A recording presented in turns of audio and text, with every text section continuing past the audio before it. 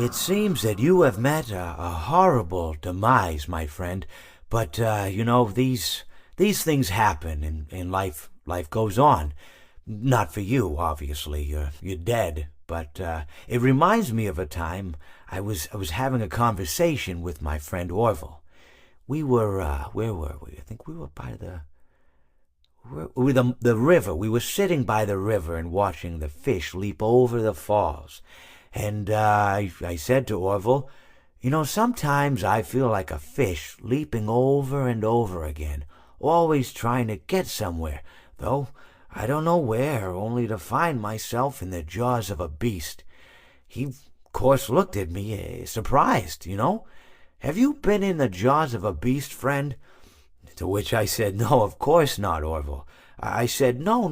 I simply meant that life can seem like a relentless endeavor to overcome meaningless obstacles, only to meet an equally meaningless fate, regardless of your efforts, regardless of the obstacles you've passed.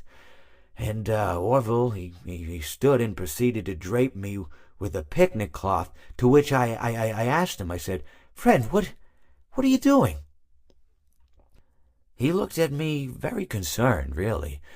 I feel like you've gotten too much sun. Indeed, indeed I had.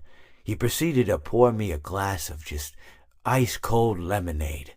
Ooh, you ever mix it with iced tea? You do like a little half lemonade, half... Ooh, you should try it some... Well, you can't because you're dead. But anyways, so you may be asking yourself, how did I go from sitting by the falls and drinking lemonade to being wedged in the air duct? Not only with Orville, but with an entire assortment of fruity-colored friends.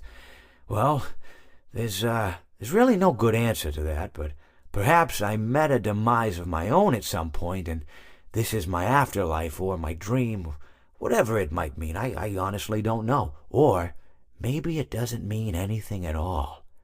Maybe it doesn't mean anything at